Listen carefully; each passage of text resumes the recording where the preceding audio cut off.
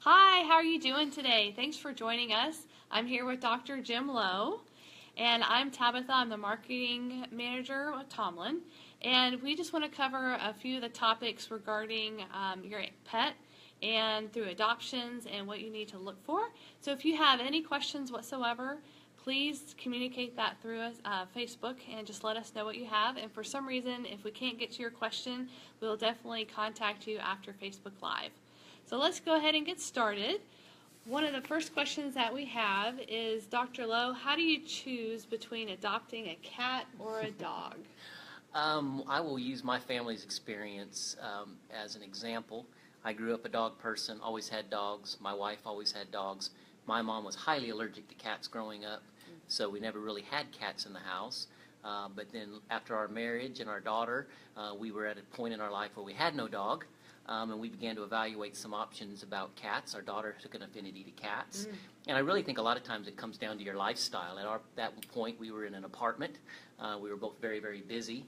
So certainly to afford a dog adequate areas to play, to give them the type of attention a dog needs was just not realistic. So we began to look at cats because certainly there's some attributes there. So I think it's certainly a comfort level you have. Cats are not dogs. That sounds silly, but they're not. They're very unique in their needs.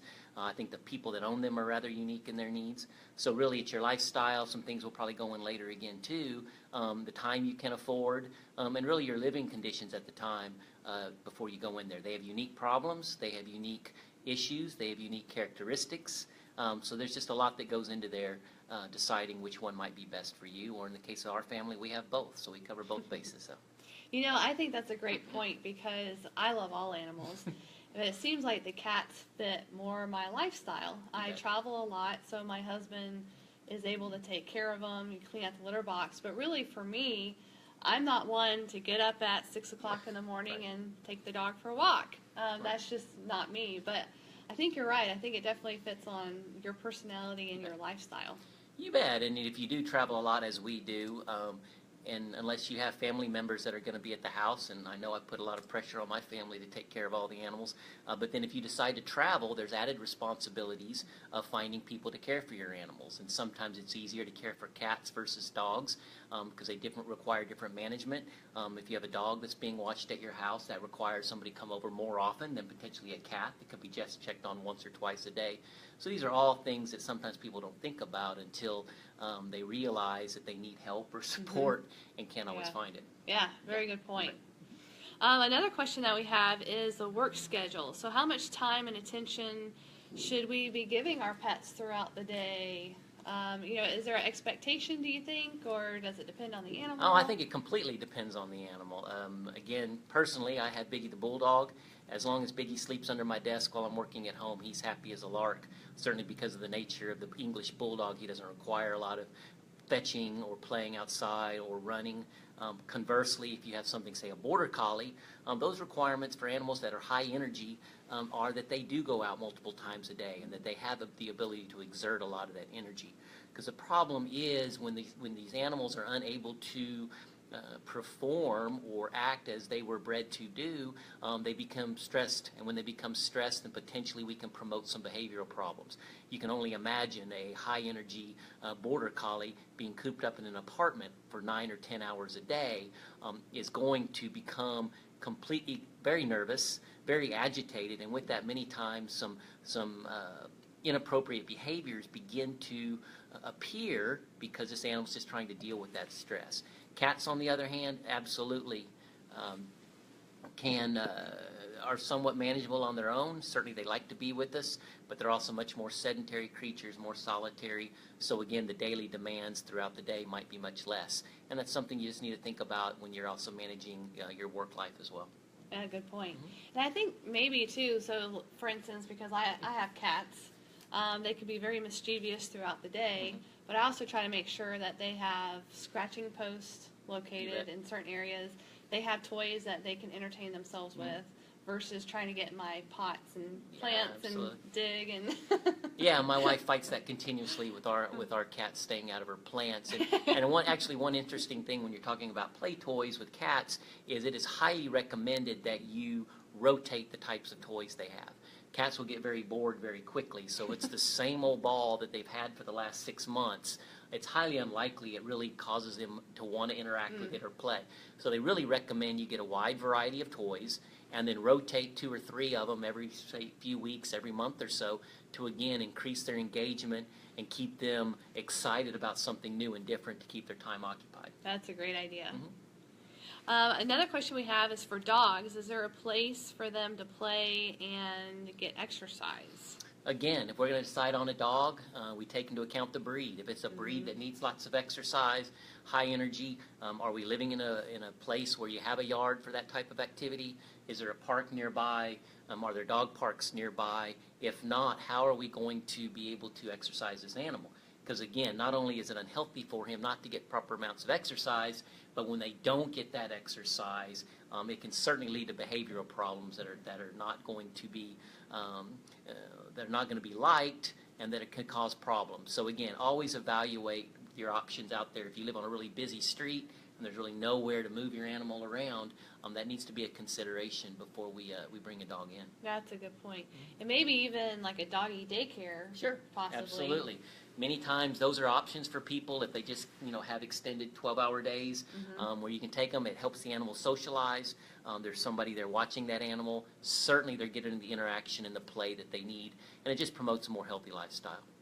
So, yeah, you made a good point. So even back to behavior, if you happen to leave your dog at home, or cat 12 hours and they tend to get bored, maybe that's something we could talk about is the actual behavior of animals, because sometimes people get frustrated that the cat or the dog are tearing up things, chewing up things, whining, crying, and the pet owners don't necessarily understand why the animal's doing this. Sure.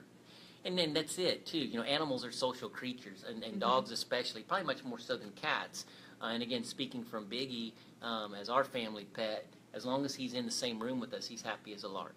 If we leave the room, he becomes upset, and he follows us to find where he is. He needs that connection. So when we begin to put constraints on animals where they can't get that connection, where they can't get the socialization, where they can't get the exercise, we're putting pressure on them. We're putting stress on them. And animals have to deal with stress just as people do. And people deal with stress in a lot of ways, some much more healthy than others, but we don't always think about how dogs deal with stress, and that could be through the vocalization, through tearing things up, just looking for attention, or just because they're so frustrated, barking all day long, again, out of frustration. So when you begin to notice symptoms like that versus looking at them as it's just annoying, we need to begin to look at why are they doing that, and it's because we put them in an unhealthy position, and it's incumbent upon us, having put them in that position, to figure out some solutions. And that's where it comes into the doggy daycare, perhaps a dog sitter that can come by in the middle of the day and take them for a walk. But all of these things are pressures we've placed on them, and we have to find solutions. Okay, great. Another question is, do you live in a place where a pet will also be able to live comfortably, like the size of the place, or are you even allowed to have pets, and up to what size? So I guess that's more of making sure that you live in an area, like you said, back to lifestyle, that either if you live in an apartment that's not too small, that you don't want to get a Great Dane or a German Shepherd, right. And it's not going to be fair to them. Right, and it's probably a good time to mention, and I've spoke about before, is if you are considering any pet for that matter, but especially a dog, consult your veterinarian. Your veterinarian or their staff can really help you in counseling you to find the right animal for you. They can talk to you about your living conditions, your lifestyle, what your needs are in a pet, what you want in a pet, and can really help you, because again, if you don't match the right breed to your lifestyle, a lot of behavioral issues and problems and trauma and heartache, quite honestly, can occur. Yeah, that's an excellent point. And I think, I never realized that animals can get stressed out. Sure. It's funny, until I started really working in the animal industry, I always thought, oh, well, animals are animals, but they do have human-like behaviors. Like you said, they want to be around us. Right. They want to feel loved. That's why cats purr, and that's why dogs always wag their tail. And so I know there's a couple solutions out there, and drugs are not always the best fit. But even like with Tomlyn, there's a couple solutions of our natural pet pharmaceuticals product. Sure. Yeah, there's actually, so we acknowledge that stress is in the lives of our animals as well as us. It's hard for us to escape many of the stressors. And certainly there's things we can do to alleviate some of the stress in our animals. Certainly if we're looking at more homeopathic type products, our natural pet products, there's a homeopathic product that you can place in the water for stress and anxiety. These animals drink from the water bowl and receive homeopathic ingredients to treat anxiety and pressure. Tomlyn also has a Relax and Calm Chew. It's a treat. It's a chewable treat that contains L-tryptophan and chamomile as well as ginger. Again, just to provide some mild stress release, some mild anxiety to try to get us over the hump while we're trying to perhaps change lifestyle, make a few adjustments to make that animal more comfortable. Awesome. Thank you. So another question is, it goes back to find a pet that matches your lifestyle. And I think you brought up some really good points, and maybe we can touch on, if you have children, if you do travel a lot, are there certain maybe type of pets that would work better with children, or if you do work a lot? I mean, it goes back to that human connection, so... Right. Absolutely, and that's why I think it's so incumbent, and I think they're just great resources, our veterinarians and their staff, because not only the idiosyncrasies of each breed can be discussed, but also their medical conditions. Some breeds certainly are more likely to need more medical care, more veterinary care than some breeds. But if you can imagine a single individual that lives in a one-bedroom apartment that works 10 hours a day looking to purchase a border collie, that needs a lot of attention, that needs a lot of miles run every day, you can see how that is a bad match, and with that are going to become problems. Certainly there are breeds that are more kid-friendly potentially.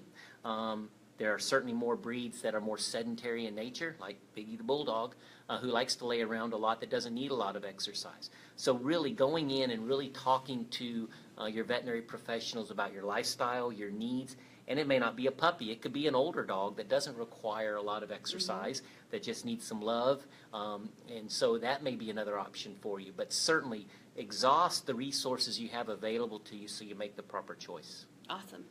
Yeah, because we had Lydia, she asked about picking out an adopted pet that she knows would be good with her children.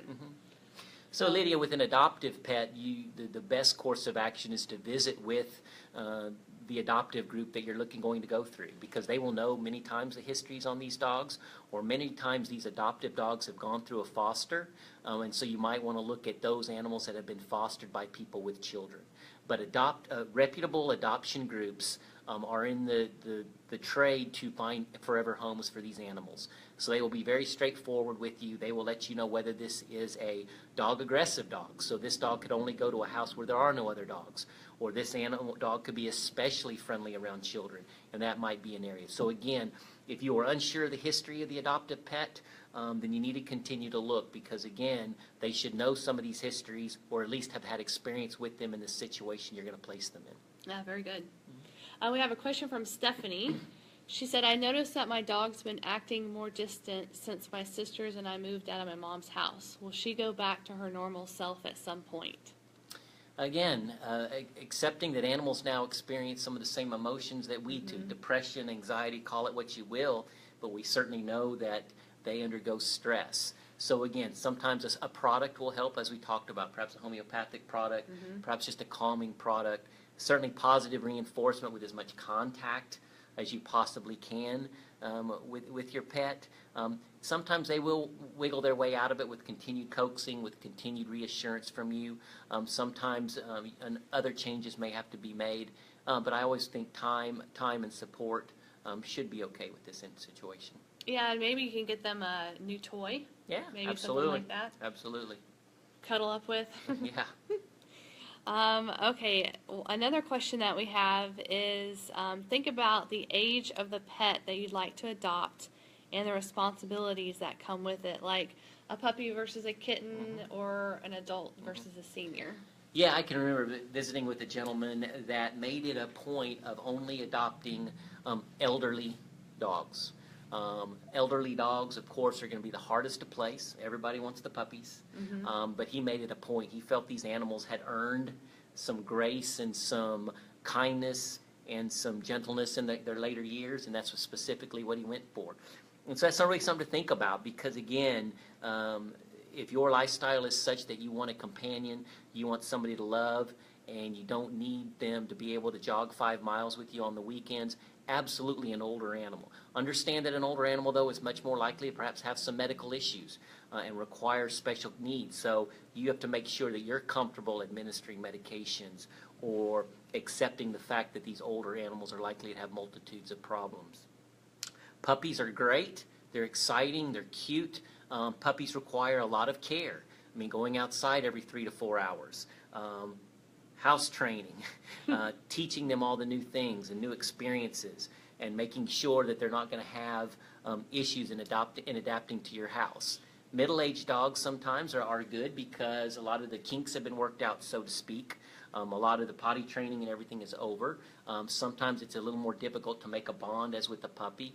But again, if your lifestyle is such, I don't have time to raise a puppy because of my lifestyle, I need something that's already done, that's a perfect opportunity to go for something more middle of the road in age. You know, it's funny that you say that because I think it's true with kittens as well. So because I travel a lot, my husband, you know, he asked, well, if you want to adopt another cat, we have 2 right now, and I really could not work with a kitten right now because they're just like human babies, you know, just like the puppies. They're going to want to play at 2 o'clock in the morning. Sure. And I'm not going to want to play at 2 o'clock in the morning. Right. But they also have the needs as an infant.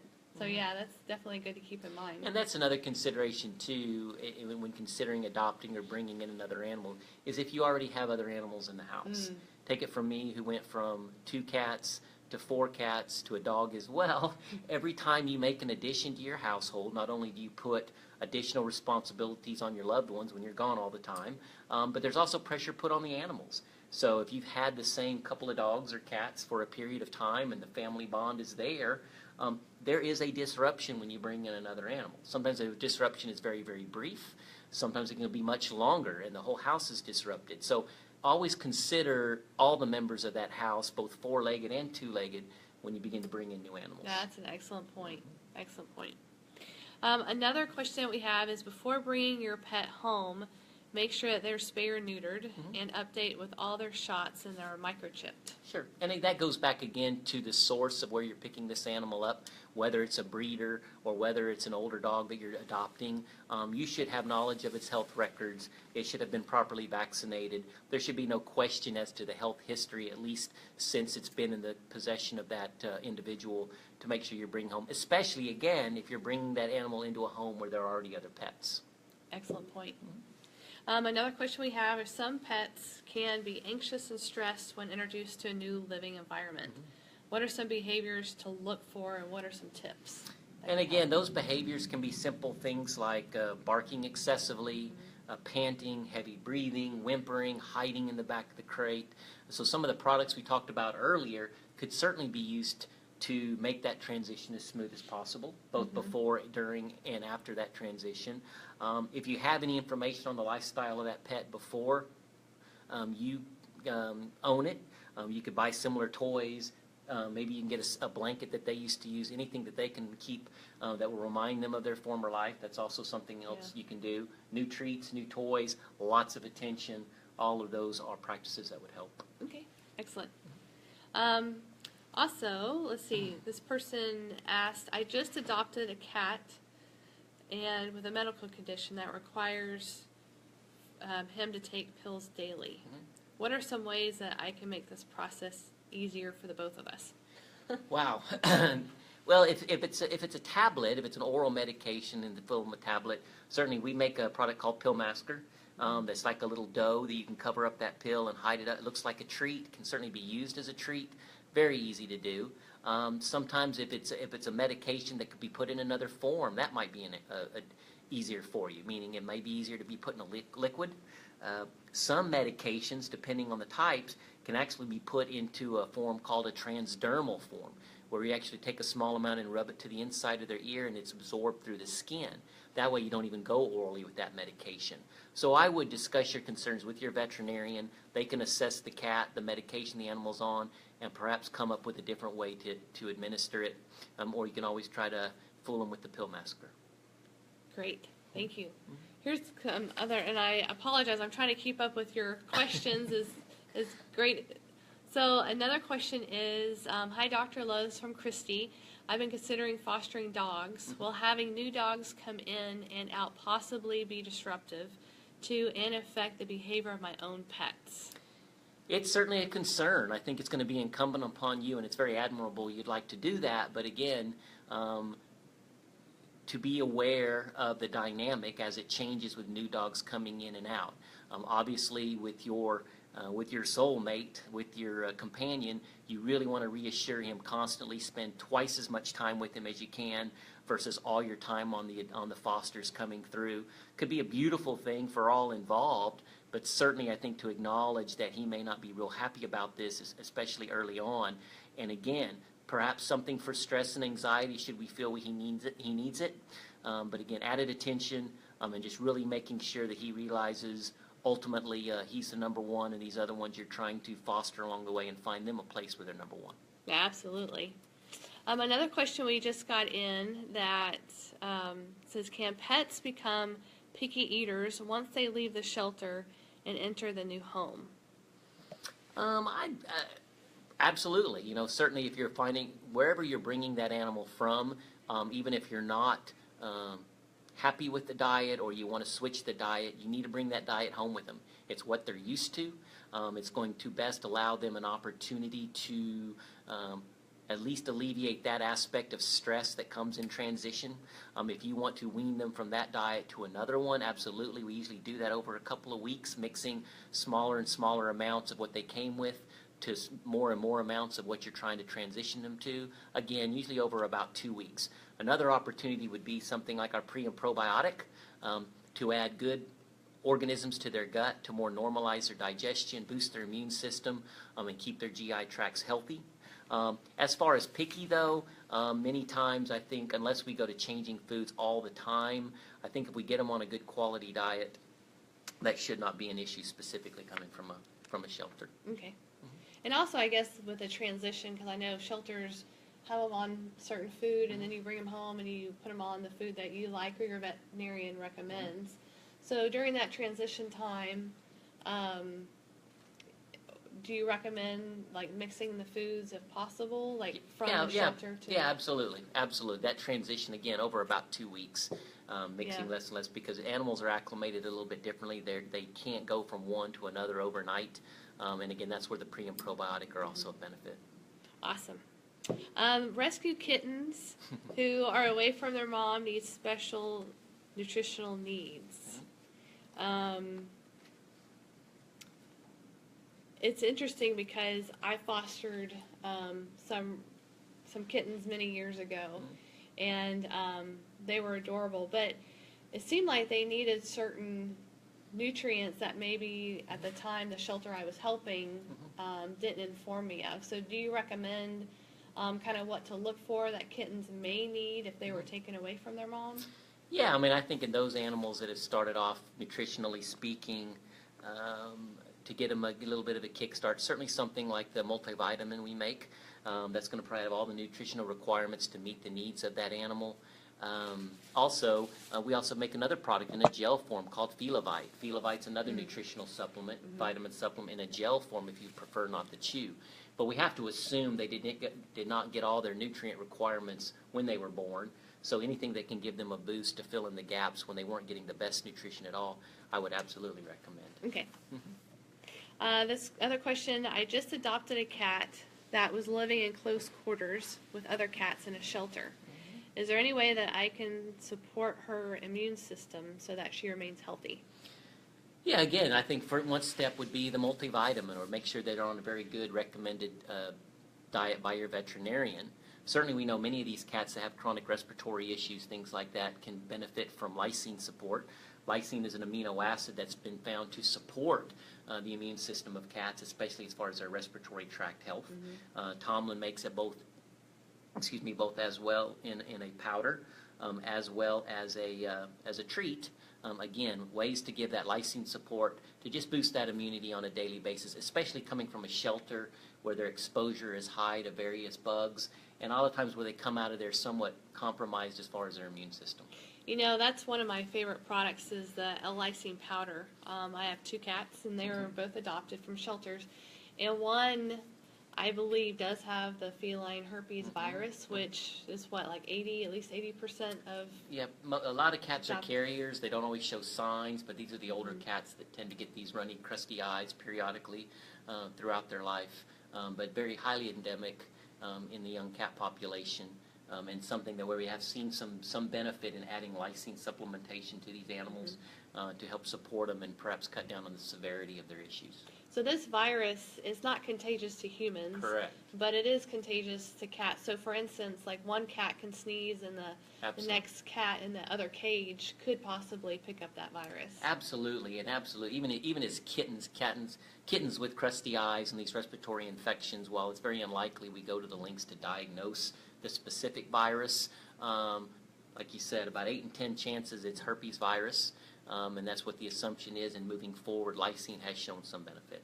But the good thing is the lysine, at least for my cats, it definitely helps. Yep, absolutely. So the one I think that has the virus, and like you said, sometimes it suppresses and sometimes it elevates. But I can tell when she starts to sneeze more or she's got the runny eyes. And then if I increase the dosage of lysine, which is really easy to give, you just pour it on her food, I can definitely see the impact, the positive results. And that's important. And again, a question you might visit with your veterinarian about, because lysine levels may have to vary depending on where this animal is, how the animal's feeling. And your veterinarian can really help you with adjusting the amount you're administering, again, depending on how your cat might be feeling. Yeah, great. All right, let's see. Running through some more questions. I had just adopted a cat that was living in close quarters with other cats. Oh, that's what we did. Sorry about that. Okay, are certain types of dogs and cats prone to ear infections? Boy, howdy, absolutely. You know, in my experience, cats tended to get ear mites, obviously. They're not as prone to ear infections. They're cleaner. They have the little erect ears. Dogs, on the other hand, holy smoke. Certainly we know certain breeds, especially dogs with floppy ears, your Cocker Spaniels, your Poodles, your Yorkies, tend to be more likely. Labrador Retrievers tend to be more likely to have ear infections. Well, it's important to understand when you're dealing with ears and infections that the ears of a dog, for instance, are never sterile. There are a normal number of bacteria and yeast living in these ears. Certainly what we're trying to do with a product like the veterinary approved ear cleanser that we have from Tomlyn is we want to keep those ears clean. We want to keep them dry because the more moisture that's in that environment, the more likely the bugs are to grow. We want to acidify that ear canal because an acidic environment is less likely to promote the growth of these bugs. And we want to deodorize that ear. And we can do that all in one fell swoop with a non-probing cleanser like the ear cleaning solution, because we have to keep that environment as inhospitable, shall we say, to bacteria and yeast as possible. And the breeds we discussed, these breeds that jump in the swimming pool every day, get in the pond, we have to do something to minimize conditions in that ear canal on a normal basis, or we do get pretty significant ear infections very quickly.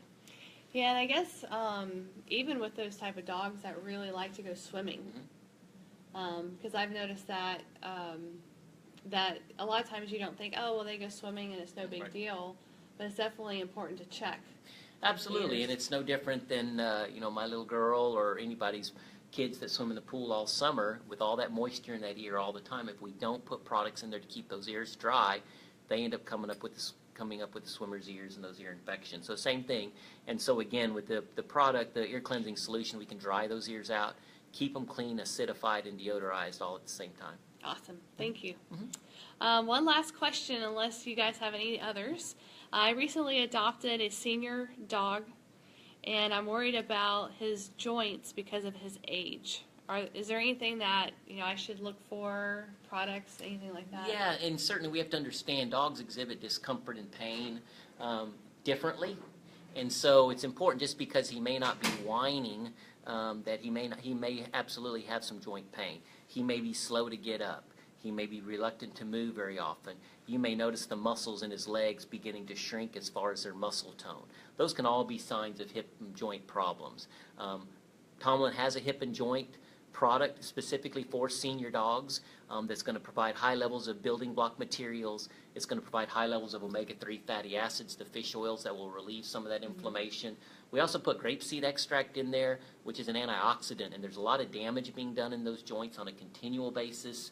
And what these antioxidants do is try to minimize some of that damage that's being done from the tissue destruction.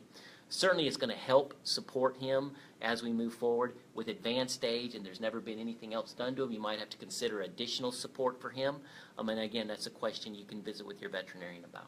And I guess just talking about joints, I mean, I never realized this, but you don't want to wait until it's to that point. Right, right. The sooner the better to provide a nutritional supplement, and we have joint and hip products for young dogs all the way up to the senior dogs, because even especially breeds that are much more prone to it, like your Labradors, your hunting dogs, your sporting dogs, we know those joints are going to be being traumatized, and so the earlier we can start them on some sort of products, perhaps a slower onset we can see in some of these joint problems. Well, even with cats, right? Absolutely.